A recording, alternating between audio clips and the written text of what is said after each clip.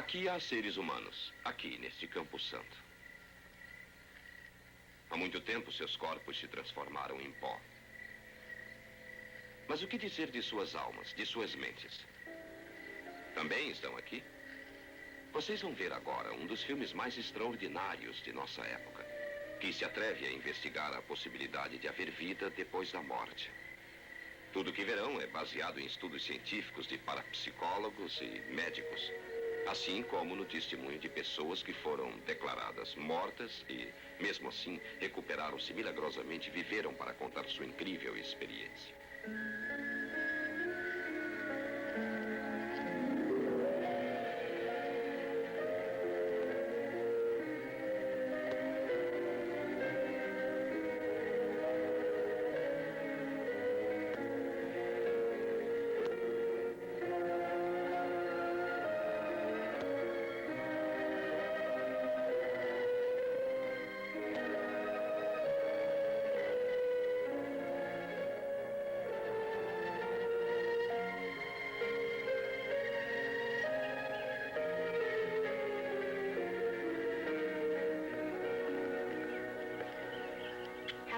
I'll call you from the office. Bye. O que sente a pessoa que morre? O que acontece no momento da morte? 10 de maio de 1975. O advogado Danny Wilson está prestes a descobrir.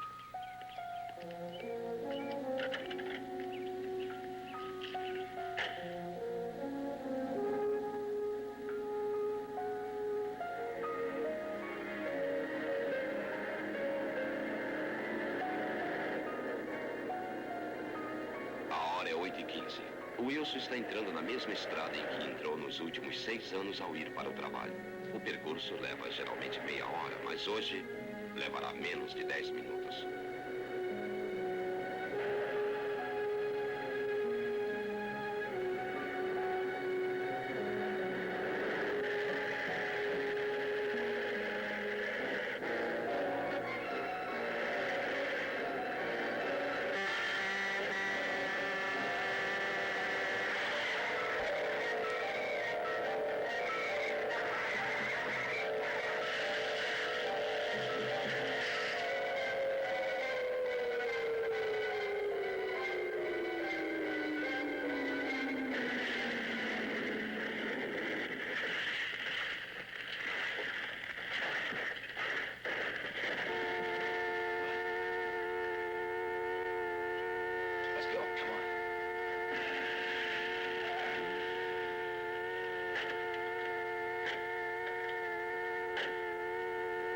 What happened down there?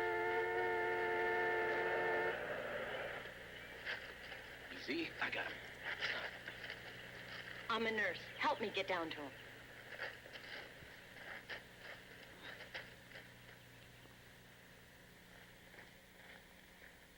His heart stopped.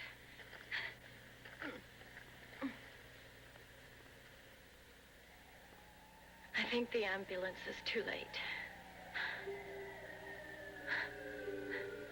First, everything went black and silent.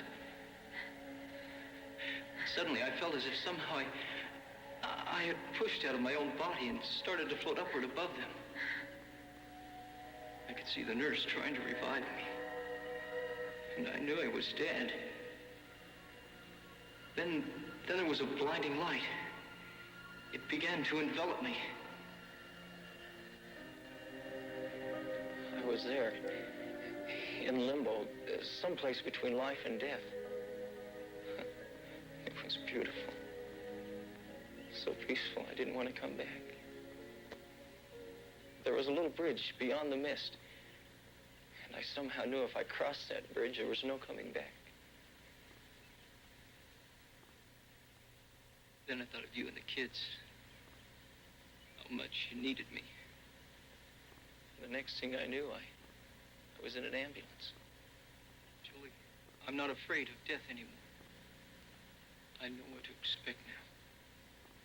A história de Danny Wilson é típica das centenas de pessoas que morrem clinicamente a cada ano e sobrevivem para fazer suas arrepiantes narrativas sobre o além. Agora que o tema vida após a morte está sendo escrito nos jornais e revistas, mais e mais pessoas estão se apresentando para falar de suas próprias experiências no Vale da Morte. Este filme tratará de algumas dessas histórias verdadeiras, contadas pelas palavras das próprias pessoas. Vamos explorar também alguns dos antigos mistérios, como o espiritualismo e a reencarnação. Tentaremos descobrir o que nos espera exatamente no outro mundo. Será a morte apenas uma porta para outra fase, outra dimensão? Uma das maiores inteligências da história pensava que sim. Platão achava que a alma era imortal. Men have said that death is the very end. But argue as you will, I say that the soul cannot be destroyed. After death, it withdraws to another world. What that world is like, no one knows. Em 1756, Benjamin Franklin escreveu: a vida é mais propriamente um estado embrionário, uma preparação para vivermos. Porque um homem não está completamente nascido se ainda não morreu. Cérebros privilegiados já refletiram sobre a questão da morte. Mas através dos séculos, o homem tem feito mais do que especular. Durante centenas de anos, têm sido contadas e recontadas histórias de pessoas que estiveram no limiar da morte e tiveram visões do outro mundo. As palavras de uma pessoa moribunda sempre despertaram grande curiosidade e especulação. Um exemplo célebre ocorreu em 1654, quando o príncipe Henry, prestes a morrer, era assistido por sua esposa, o médico da corte e autoridades. Young light, as bright as the sun. My lord. Let him be. We must not disturb his eminent journey. Such glorious bells. My ears rejoice with thy music. But wait. Do I perceive royal vestments? Why, 'tis my father. He beckons me. He beckons me.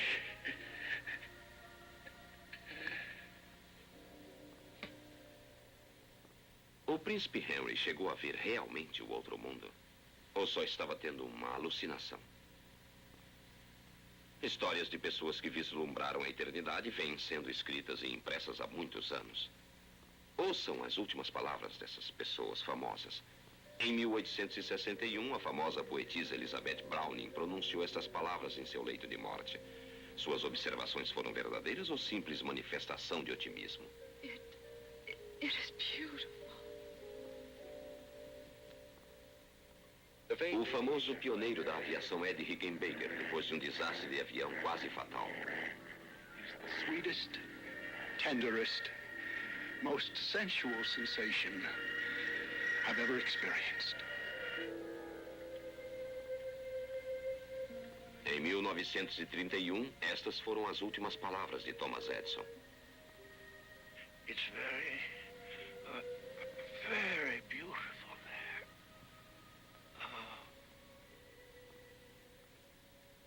Todas essas pessoas morreram logo depois de terem essas visões e assim pouco puderam nos ensinar. Mas no mundo altamente avançado da tecnologia médica de hoje, temos equipamentos sofisticados para manter a vida. E com as garras da morte devolvendo-os à vida. As histórias que essas pessoas têm para contar sobre a vida além da morte estão levando a ciência a buscar novas respostas. Uma recente pesquisa Gallup mostrou que 73% das pessoas entrevistadas acreditam numa existência depois da morte. Mas o que os cientistas dizem sobre isso? Thank you. Uma das autoridades mais renomadas do novo campo da tanatologia, ou seja, o estudo da experiência da morte, é a psiquiatra doutora Eleanor Stevens. A doutora Stevens passou anos pesquisando o estado psicológico e emocional de pacientes desenganados. Ela começou a estudar esse assunto ao perceber como a ciência médica sabia tão pouco sobre o inevitável ato de morrer. But what is it like to die? Is everything going to go black? Will there be pain? Como a pessoa se prepara para morrer? O que pode o médico fazer para ajudar? Como podemos preparar alguém para a terrível realidade da morte? A pesquisa da doutora Stevens abriu a porta para um sério estudo desse assunto negligenciado e proibido. Now that we've discussed how you feel about your physical condition, Anne, is there anything else that you'd like to talk to me about? For example, how you feel mentally, psychologically right now? How are your spirits? A melhor maneira, a única maneira de se estudar a morte é observá-la. Para fazer isso, a doutora Stevens pediu que os próprios pacientes fossem os professores e, com a permissão deles, criou um método discreto pelo qual os médicos, enfermeiras e assistentes sociais pudessem ser testemunhas invisíveis, observando a cena por um espelho duplo de uma sala contígua. We stay in control. What now do you think are you most afraid of? Pacientes que estavam à morte revelaram histórias assombrosas. Histórias que levaram a doutora Stevens a questionar muitas crenças médicas populares. Um desses pacientes foi uma dona de casa chamada Anne Fleck, que sofria do mal de Hodgkin e esteve próxima da morte muitas vezes. A espantosa história por ela relatada causaria um efeito dramático na doutora Stevens e em todos os profissionais da medicina. I have to tell you something. I've got to tell somebody. There's something happened to me that I can't explain. It happened about a year ago. We'd invited the Mattingleys over for dinner after they'd come back from their vacation in Las Vegas. And Edna and I, we were in the kitchen. And Hank and George, what a they were in the living room. trip. The sunshine every single day. Beautiful shows every night. I think Hank liked them a little better than I might have liked him to. I'll bet they were fun. George, you should see some of those shows in Vegas. I mean, you wouldn't believe it. You know, one of their shows claims that their costumes cost over $500,000. Can you imagine that? Anne! What's going on in there? Anne? Anne? Anne? Is she hurt? What's happened? She just collapsed. Listen, go call an ambulance and Dr. Morris. The numbers are right next to the phone, okay? Yes. Let's take her upstairs. Okay. Easy.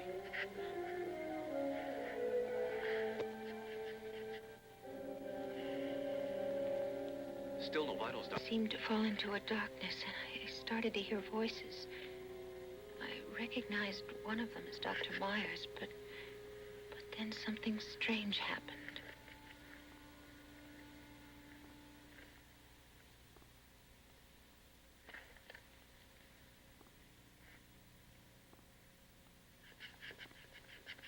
She's been gone for 15 minutes, Doctor. Keep trying. But she's dead, Doctor.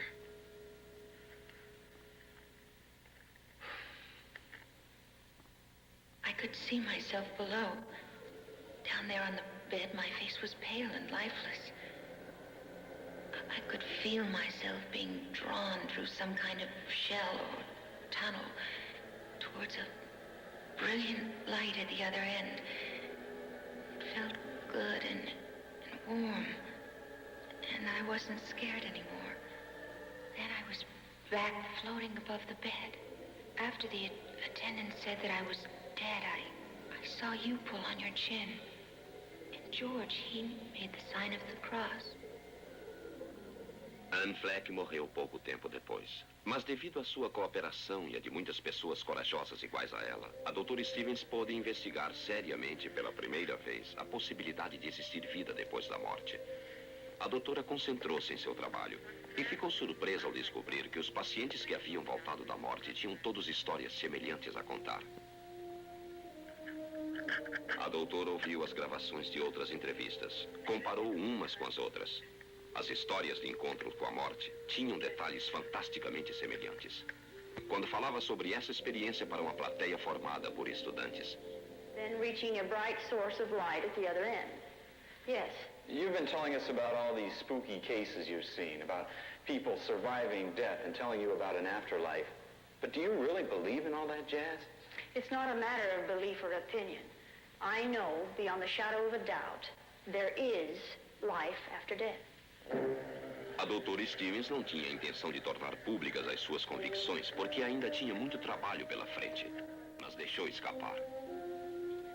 Nos meses seguintes, o noticiário transformou as surpreendentes declarações da doutora Stevens em ousadas manchetes.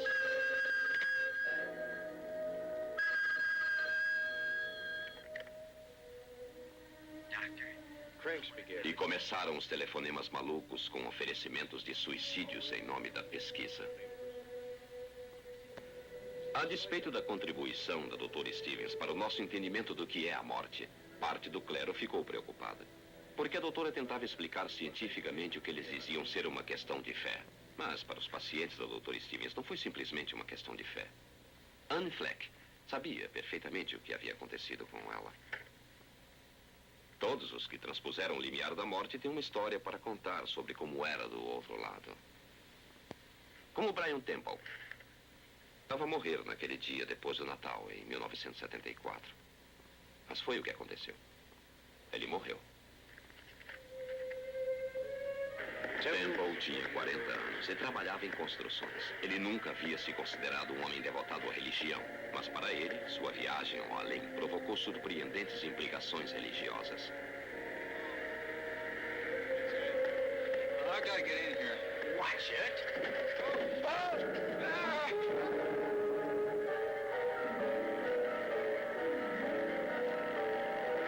See that? Come on. Hold on tight. Get your arm. Let's wire it.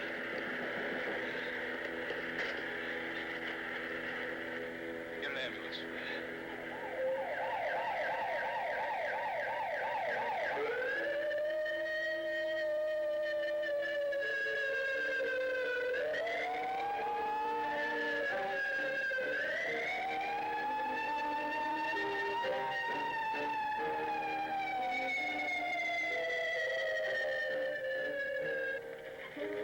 Hurry up and go to an EKG.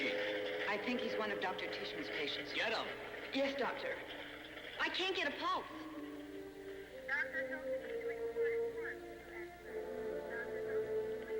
What do you think, Bill? We defibrillated him, but he's in bad shape. The surgeon wants to take more pictures of him in the morning. I'm afraid there's no need for that. I don't think he'll last the night. What'd the specialist say? Jim. Sharon, we've done all we can for him. All we can do now is pray.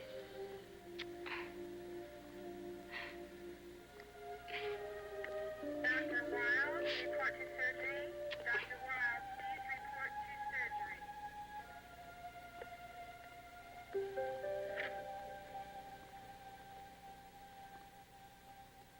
Somehow I got through the night. And the next day, just after 2 in the afternoon, I was aware of the nurses fussing around my bed. I couldn't seem to talk, but I could hear them. I couldn't believe how it happened when they told me. He was trying to save the son, and he reached over, and he fell over the ledge. He's arrested. I'll get doctor. Right. The room started to go dark. Doctor, I tried external heart massage, but I couldn't raise any pulse at all. He's gone. I'll call his wife. I wanted to cry out. I wasn't dead, but my mouth couldn't move. Then suddenly, I felt like I was slipping out of my own body,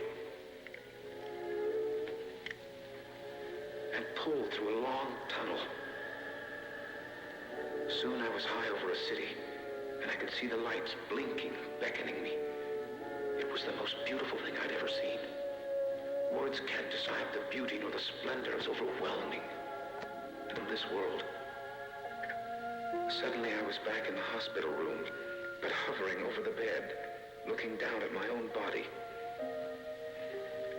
Then I saw a familiar person get out of a red car and enter the hospital. It was Pastor Fieldson. Dr. Leanne Fiedler. I could see him come out of the elevator and stop a nurse. I'm Pastor Fieldson. I've come to see Byron Temple. I'm sorry, Pastor, you're too late. He died a few minutes ago. 196. Parked in the ambulance at the... Then I saw that brilliant light again, moving toward me. I could feel an overwhelming warmth I've never known before.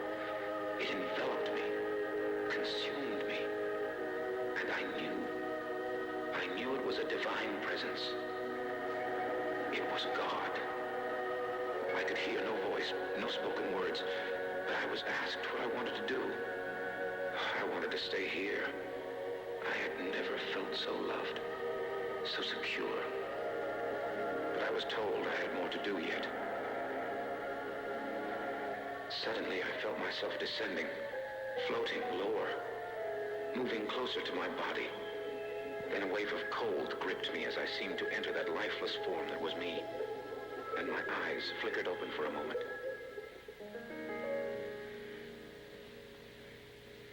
He just opened his eyes. What? But he can't be alive. The doctor pronounced him dead a half an hour ago. I don't believe it. I can't believe it. Forgive me, Jim, but you must have been wrong when you pronounced him dead. Bill, that man was clinically dead. He had no heartbeat for over half an hour. But you know the brain can't last that long without oxygen. If he did, he'd be a vegetable by now. But he isn't. There must have been some brain damage. You heard what he said about those lights. About seeing... God? Surely you don't believe that. I don't know. I've never died and lived to tell about it.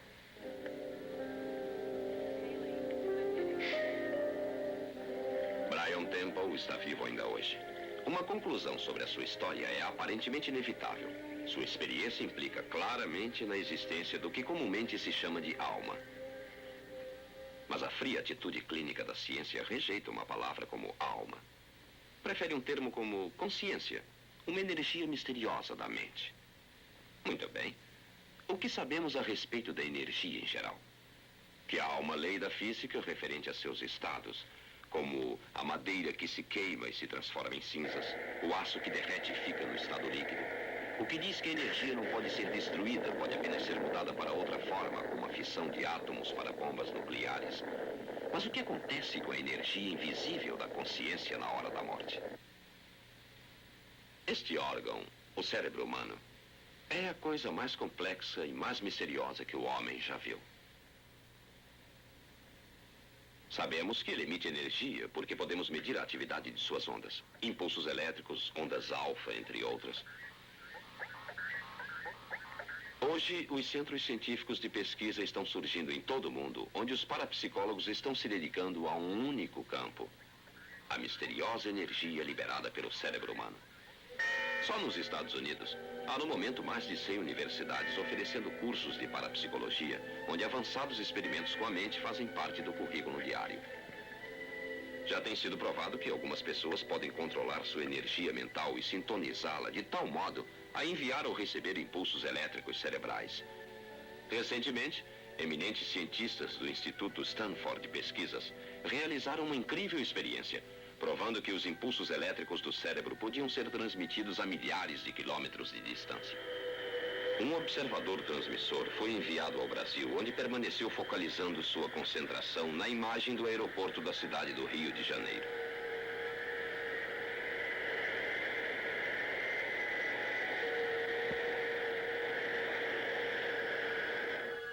A 4.500 quilômetros de distância na Califórnia, o indivíduo receptor recebeu o retrato mental e desenhou o que sua mente viu. Este é o retrato que ele viu mentalmente. Mas afinal, o que ocorre com a consciência? Essa energia invisível do cérebro na hora da morte. Todas as religiões nos ensinam que depois da morte vamos para o céu ou para o inferno. E os fiéis aceitam isso como um fato. Mas e os ateus e os outros povos que não seguem doutrinas religiosas? Podem eles negar as centenas de casos de pessoas que morreram e voltaram para contar suas experiências além da vida? Como, por exemplo, o caso do Dr. Paul Kelly, o mais famoso caso de retorno à vida, que foi contado em livros, em inúmeras revistas. Em dezembro de 1943, Kelly acabara de terminar seu treinamento básico e estava para ser transferido para o Centro Médico do Exército, onde estudaria para tornar-se um médico. Pouco antes do dia que deveria tomar o seu trem, ele contraiu o que imaginou ser um forte resfriado, mas era muito pior do que um resfriado.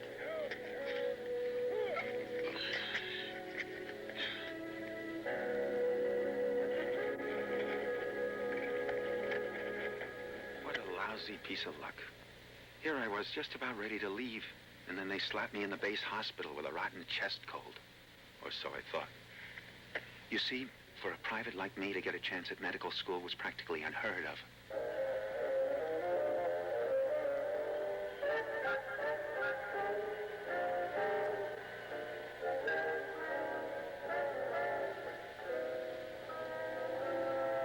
I was convinced that if I missed that train, my chances to become a doctor were over forever.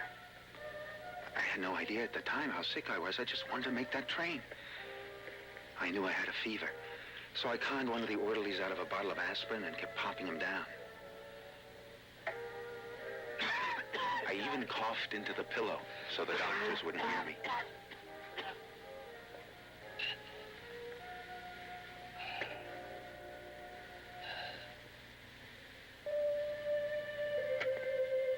On December 19th, I was taken to the recuperation wing, and a jeep was scheduled to pick me up at 4 a.m. to take me to the railroad station.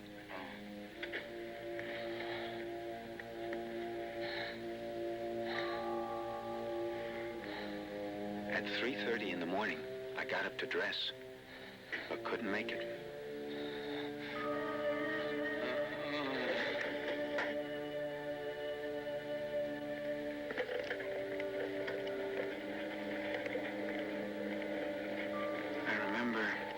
Put on a stretcher and pushed down a long hall.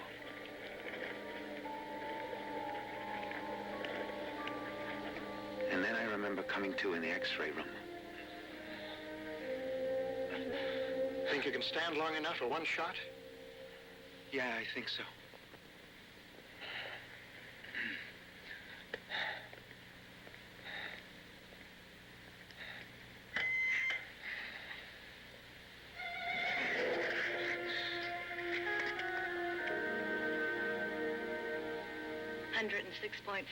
Still going up. How can a man with such an advanced case of pneumonia be scheduled for release this morning? The staff's overloaded. There's flu epidemic. That's still no excuse. This man is dying. Nurse?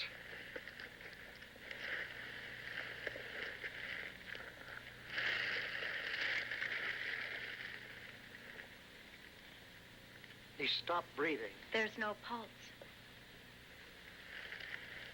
This man shouldn't be dead, but he is. I want a full report on this. A complete workup. Doctors, nurses, orderlies, everybody involved. You read me? Yes, sir. Clean this place up. Get him ready for the morgue. I'm sorry, Captain. So am I.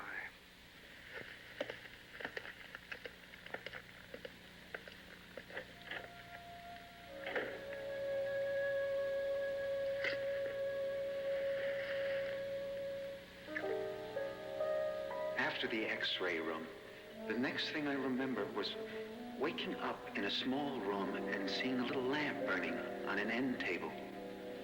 All I could think of was the train. I had to make that train. I jumped out of bed and looked around for my uniform.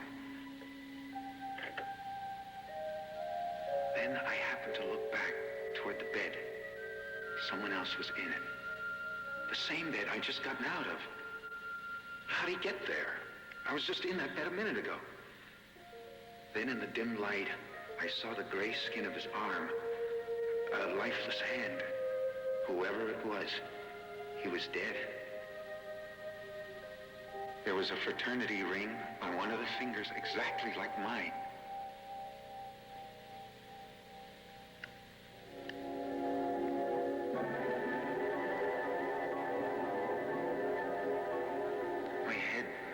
To spin. What was going on here? Was that me? Was I lying dead in a bed? It must have been a nightmare, or maybe it was the sedatives they'd given me. I prayed I was hallucinating. I ran to the door and looked back again, but he was still there. It couldn't be my body. Was I going crazy? I hurried out into the hall. An orderly was coming right at me. I hollered at him. Hey, look out! He seemed to go right through me. What's happening here? Then, I found myself in darkness. Where was the hospital? Where was I?